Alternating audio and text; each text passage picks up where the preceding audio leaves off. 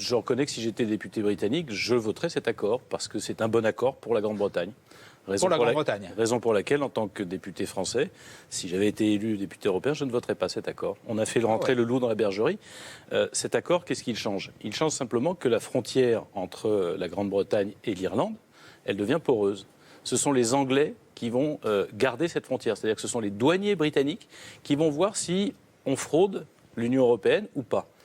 En réalité, il y aura tout un tas de petits malins qui vont se précipiter sur l'occasion pour dire que ce qu'ils envoient en Grande-Bretagne, qui arrive en Irlande du Nord et qui est censé rester en Irlande du Nord, passera en Irlande et dans l'Union européenne. Donc c'est un mauvais accord pour vous? Oui, je pense que c'est un mauvais accord. Je pense qu'il ne peut pas marcher. Voilà. Et qu'en tout cas, il est au détriment de l'Union européenne. Cette négociation, c'est du cinéma à la destination des électeurs américains. La réalité, c'est quoi? M. Trump a donné l'autorisation à M. Erdogan d'envahir le nord-est de la Syrie, qu'on appelle le Rojava, qui est géré aujourd'hui par les Kurdes. Qui sont les Kurdes? Nos amis et nos alliés. Ceux qui se sont, eux, battus contre Daesh. C'est pas nous qui sommes allés. On a eu des aviateurs, un peu de force spéciale.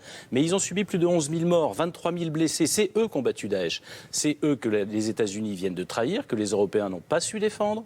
Et il se trouve que M. Erdogan a gagné sur le terrain militaire. Et plutôt que d'aller jusqu'au bout pour encore quelques jours, il obtient, entre guillemets, un accord qui dit quoi? Qui dit les Kurdes, vous partez, vous vous enfuyez jusqu'à l'endroit où j'avais décidé, 32 km de frontière qu'il annexe, et les Américains applaudissent ça. Ça veut dire en réalité que dans la partie que les Turcs envahissent, soi-disant provisoirement, moi je vous fais le pari que comme à Chypre, ils y seront encore dans 50 ans, c'est les Turcs qui envahissent la Syrie. Et dans l'autre partie, M. Bachar el-Assad et les Russes vont effacer les Kurdes du circuit.